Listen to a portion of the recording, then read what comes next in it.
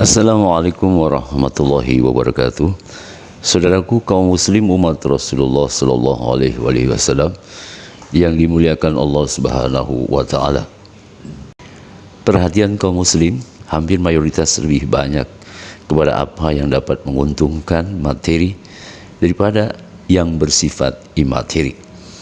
Keuntungan materi seolah dapat memperpanjang aktualisasi dirinya di alam dunia. Sementara imateri sangat dirasakan tidak berwujud sebagaimana yang berbentuk materi.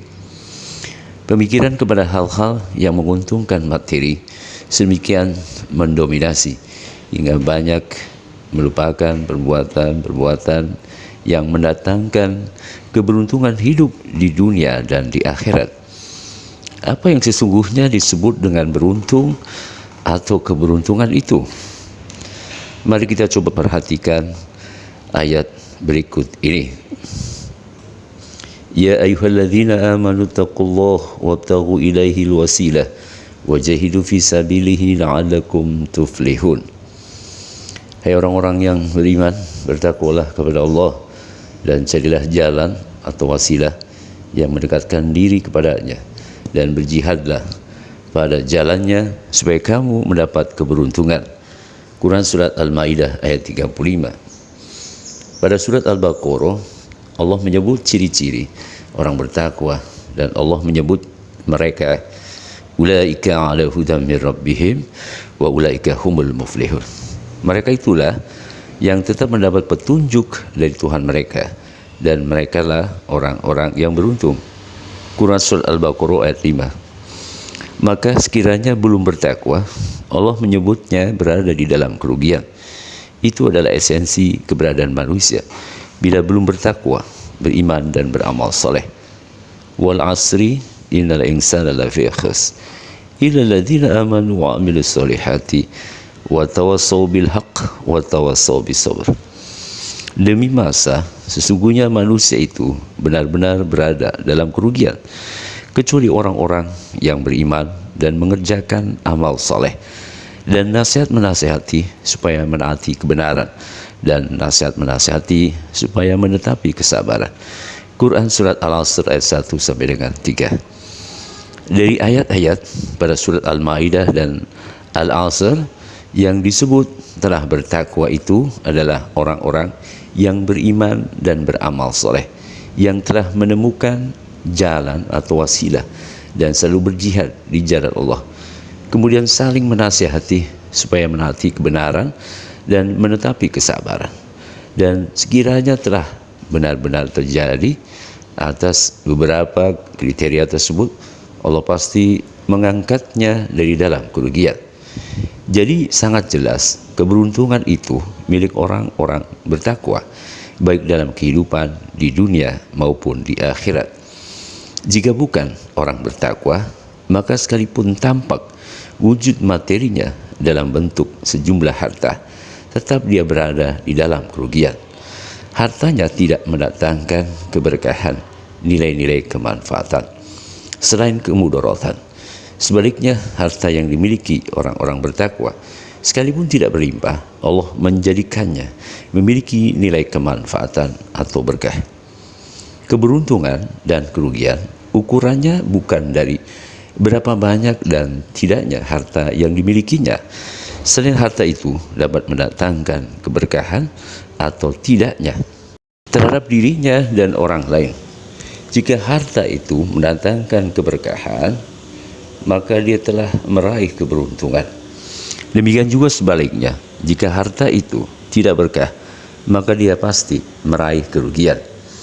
Lalu apa keberuntungan hidup orang-orang bertakwa di dunia ini dan di akhirat bila dibandingkan dengan orang-orang yang mengejar harta dunia materi?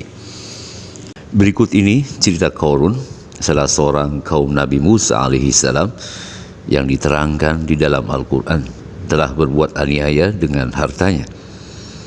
Inna Qaruna kana min qaumi Musa fabagha alaihim wa atainahu minal kunuzi ma inna mafatihahu la tanu bil usbati ulil quwwati idh qala lahu qaumuhu la tafrah innallaha la yuhibbul farihin.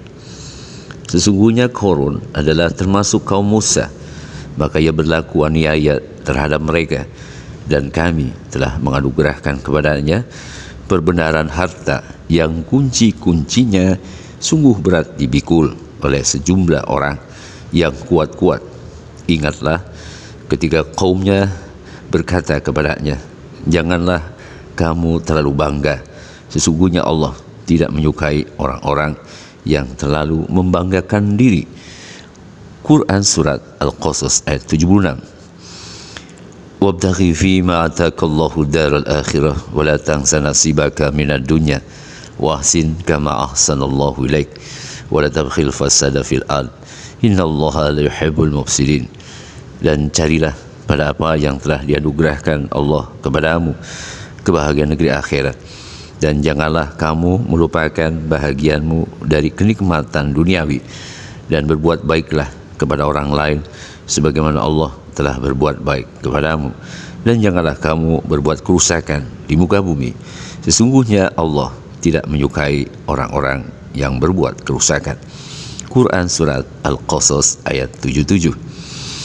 Qala innama utituhu ala ilmin indi awalam ya'lam anna Allah qad ahlaka min qablihi minal quruni man huwa ashaddu minhu quwwatan wa aktsaru jam'a wa la yus'alu an dhunubihimul mujrimun.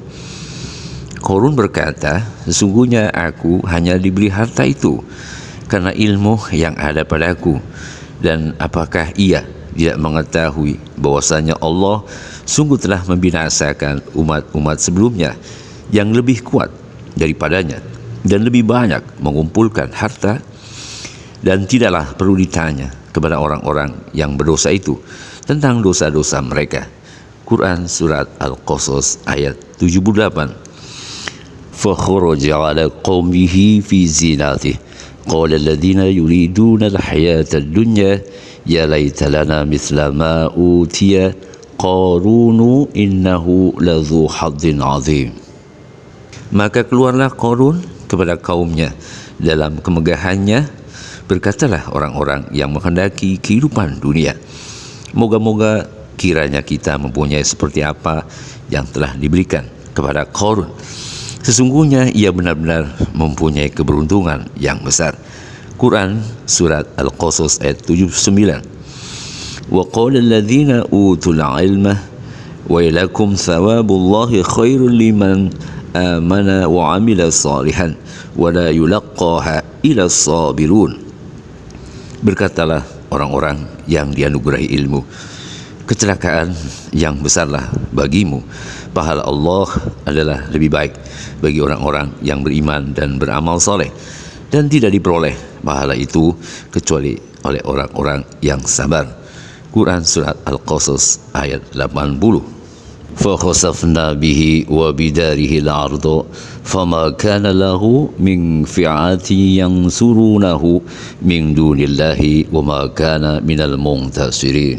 Maka kami benamkanlah Qarun beserta rumahnya ke dalam bumi, maka tidak ada baginya suatu golongan pun yang menolongnya terhadap azab Allah, dan tiadalah ia termasuk orang-orang yang dapat membela dirinya.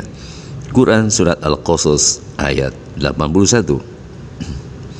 وَأَصْبَحَ الَّذِينَ تَمَنَّوْا مَكَانَهُ بِالْأَمْسِ يَقُولُونَ وَكَأَنَّ اللَّهَ يَبْسُطُ الرِّزْقَ لِمَنْ يَشَاءُ مِنْ عِبَادِهِ وَيَقْدِرُ لَوْلَا أَمَّنَ اللَّهُ عَلَيْنَا لَخَسَفَ بِنَا وَكَأَنَّهُ لَا يُفْلِحُ الْكَافِرُونَ.